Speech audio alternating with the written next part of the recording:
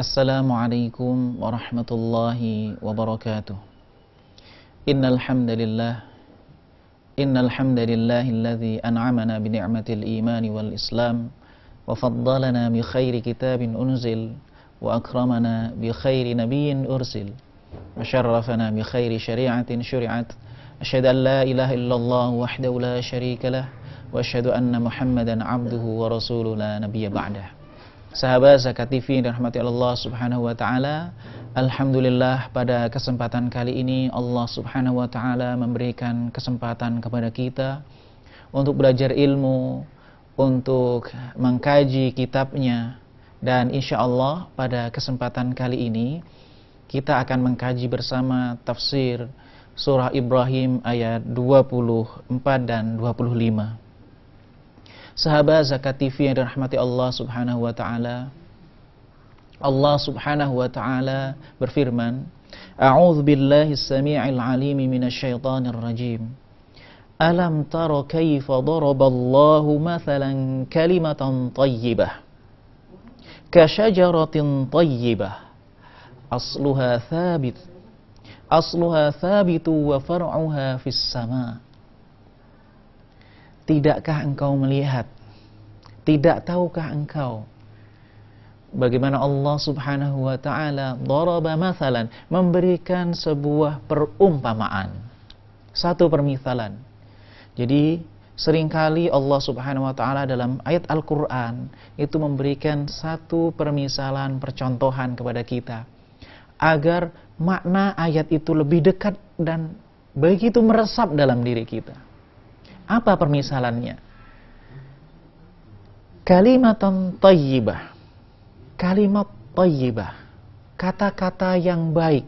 Kata-kata yang thayyib. Kasyajaratin thayyibah. Jadi kata-kata yang baik itu seperti pohon yang baik. Asluha thabit. Akarnya kokoh. Wa far'uha fis sama'. Dan cabangnya menjulang tinggi ke langit. Jadi Allah Subhanahu wa taala memberikan satu permisalan tentang kalimat thayyibah. Para ulama tafsir memberikan sebuah penjelasan apa yang dimaksud dengan kalimat thayyibah. Ada yang mengatakan yang dimaksud dengan al-kalimah at-thayyibah, kalimat thayyibah pada ayat ini adalah al-Islam. Maksudnya adalah Islam. Sebagian ulama tafsir mengatakan kalimat thayyibah ini maksudnya adalah tauhid. La ilaha illallah Muhammadur Rasulullah. Yang dimaksud dengan kalimat thayyibah itu, kalimat thayyibah itu adalah la ilaha illallah atau thayyib. Karena pada ayat berikutnya Allah Subhanahu wa taala menyebutkan tentang kalimat khabithah. Jadi kata yang buruk yang dimaksud adalah syirik. Jadi di sini Allah Subhanahu wa taala memberikan satu perumpamaan tentang tauhid, tentang keimanan, tentang Islam. Itu seperti pohon itu memberikan buahnya setiap hari, setiap waktu, setiap saat atas izin Allah Subhanahu wa taala. Wa yadribullahu al-amsal, dan Allah memberikan permisalan-permisalan. Dan ini salah satu permisalannya. Dan ini kata kunci yang Allah SWT berikan. Apa maksudnya Allah SWT memberikan permisalan semacam ini, permisalan seperti ini, contoh semacam ini? Wa yadribullahu al-amthala lin-nas. Allah memberikan permisalan untuk manusia, kepada manusia, la'allahum yatadzakkarun, agar mereka ingat, agar mereka sadar, berfikir, ingat. Jadi permisalan-permisalan yang Allah SWT berikan ini adalah pengingat kepada kita. Paling tidak kalau kita renungkan ayat ini, kita pelajari ayat ini, kita buka tafsirnya ayat ini, atau kita gali maknanya, kita dalami, maka banyak inspirasi, pelajaran, hidayah dari Allah Subhanahu wa taala. Yang pertama, paling tidak kita dapat menggali ada dua hal penting dari ayat ini. Yang pertama, Allah Subhanahu wa taala menyebutkan kalimat thayyibah. kata yang baik. Para ulama tafsir menjelaskan yang dimaksud dengan kalimat thayyibah ini tauhid atau Islam. Ternyata tauhid, keimanan, keislaman seseorang itu akan menjadi baik, berkualitas, itu berbanding lurus dengan buahnya. Ketika keimanan seseorang baik, ketika keyakinan seseorang itu baik, akidahnya lurus, ibadahnya benar, maka akan memunculkan perilaku-perilaku yang baik. Akan memunculkan efek-efek yang baik. Orang yang di sekitarnya, anaknya, istrinya, ayahnya, mertuanya, kakeknya, tetangganya, rekan kerjanya, itu akan merasakan efek positif dari keimanan dan keislaman yang baik itu. Kemudian, kebaikan itu tidaklah ada kemudian tidak ada, tetapi terus berlangsung. Setiap saat. Tidak bolong-bolong. Saat ini baik, besok buruk. Tetapi keimanan yang baik itu akan memberikan kebaikan secara kontinu. Akan istiqomah. Memberikan kebaikan bagi orang sekitarnya. Meskipun di saat yang sama, ia tidak mengharapkan timbal baliknya. Sebab apa? Orang yang akidahnya lurus, keyakinannya lurus, Islamnya lurus, hanya mengharap Allah Subhanahu wa Ta'ala semata. Kemudian pelajaran yang kedua, sahabat Zakat TV yang dirahmati oleh Allah Subhanahu wa Ta'ala.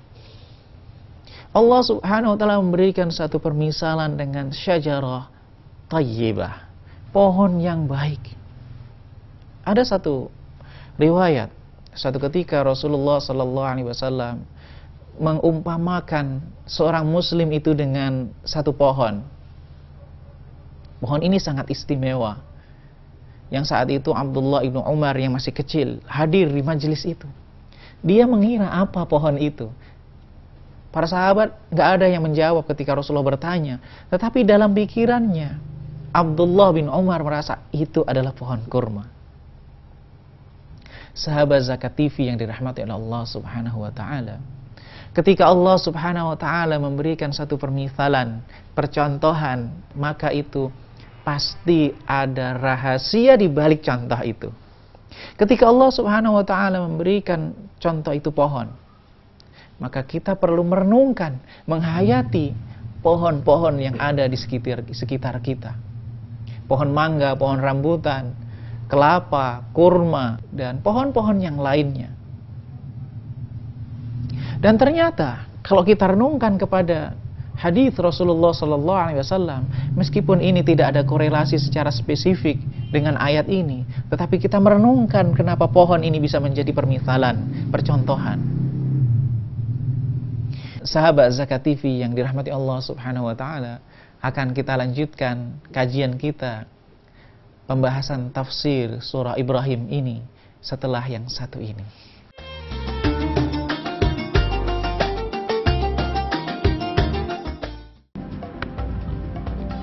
Semangat kemenangan harus berasal dari sportivitas yang datang dari hati. Saya Bawang Pamungkas, saya zakat di Dompet Duafa. Keluarga adalah sumber inspirasi saya. Kehangatannya datang dari hati. Saya Inneke Koesherawati, saya zakat di Dompet Duafa. Berbagi memudahkan rezeki, karena datang dari hati. Saya Ipo Santosa, zakat di Dompet Duafa. Dompet Duafa.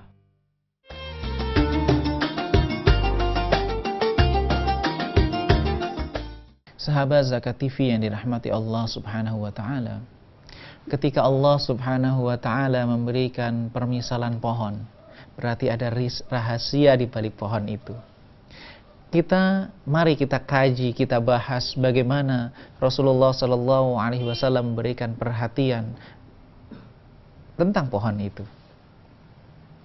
Salah satu contohnya adalah ketika Rasulullah sallallahu alaihi wasallam mengatakan, tidaklah seorang muslim itu menanam satu pohon, satu tumbuhan di atas bumi ini, lantas dimakan oleh manusia atau burung, atau dabah, binatang-binatang yang ada di muka bumi ini, maka setiap makanan yang dimakan oleh binatang itu tadi atau manusia itu akan memberikan pahala bagi orang yang menanam pohon itu. Begitu juga ada hadis yang lain. Rasulullah SAW mengatakan, apabila hari kiamat itu hadir, tiba, sedangkan di tangan ini ada satu benih, maka ditanamlah satu optimisme dari Rasulullah SAW untuk memanfaatkan waktu yang ada dan potensi yang ada. Ternyata waktu dan harta, benih pohon itu termasuk potensi yang harus diperhatikan dan tidak bisa kita sia-siakan. Ini perhatian agung dari Rasulullah SAW untuk menjadi pribadi yang produktif. Hal ini menunjukkan betapa Islam memperhatikan tentang kehidupan tumbuhan dan pohon. Sahabat Zakat TV yang dirahmati oleh Allah Subhanahu wa taala. Para sahabat, generasi yang terbaik, orang yang hadir bersama dengan Rasulullah SAW, ternyata juga memberikan contoh, memberikan satu teladan bagi kita bagaimana berinteraksi dengan pohon. Yang pohon itu jadikan Allah Subhanahu wa taala permisalan.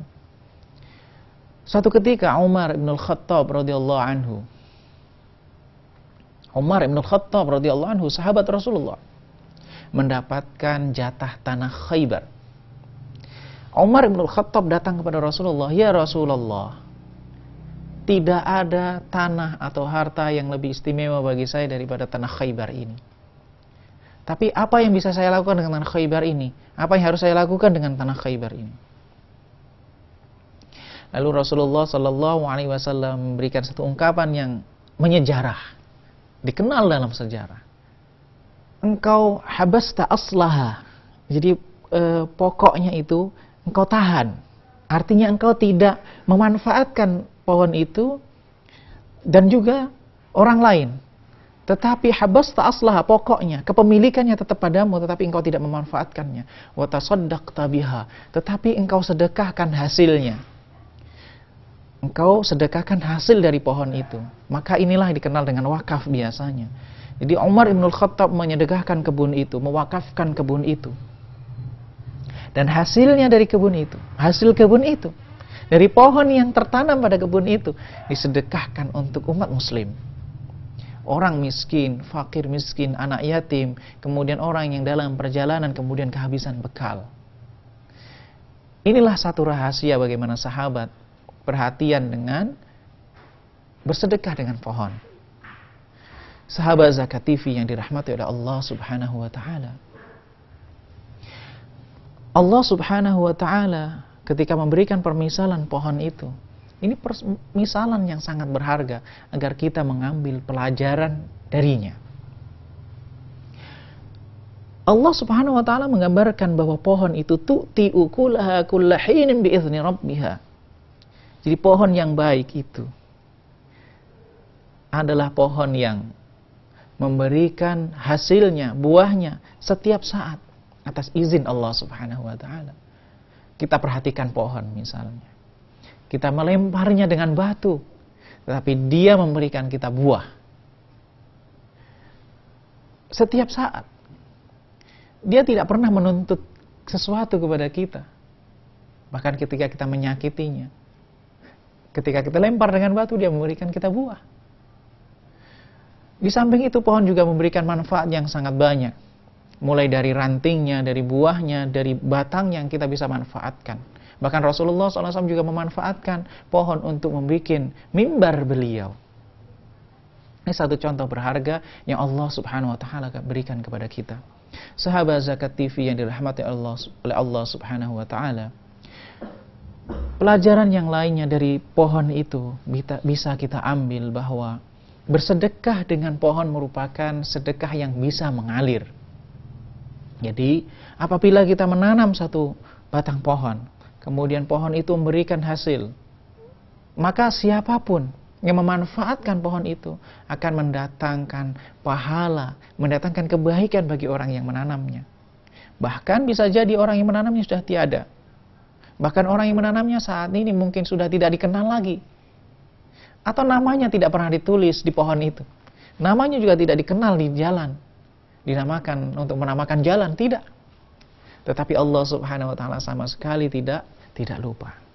Orang yang beriman, sahabat Zakat TV yang dirahmati oleh Allah Subhanahu wa taala, hendaklah menggabungkan ini. Ketika dia menjadi orang yang beriman, ketika dia merasa sebagai seorang muslim, hendaklah gambaran pohon syajarah thayyibah, pohon yang baik itu senantiasa hadir di pikiran kita. Jadi senantiasa hadir dalam diri kita. Asluha thabit. Akarnya kuat. Orang yang beriman memiliki keyakinan, prinsip yang kuat. Keyakinan yang kokoh. Wa far'uha fis sama, dan dia menjulang tinggi.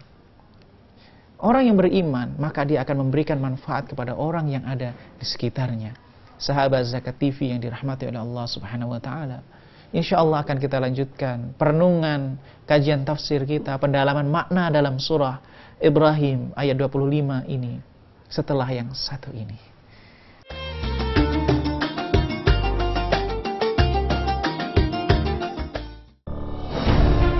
Ketika keindahan dunia merebak keselarasan, berbagi kemesraan. Ketika sejuta tangan merangkai kebahagiaan dalam kehidupan yang harmoni.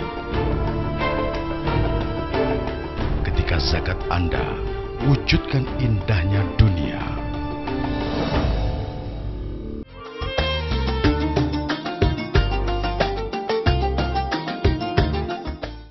Sahabat Zakat TV yang dirahmati Allah Subhanahu wa taala, kembali bersama dengan saya Abdul Rahim.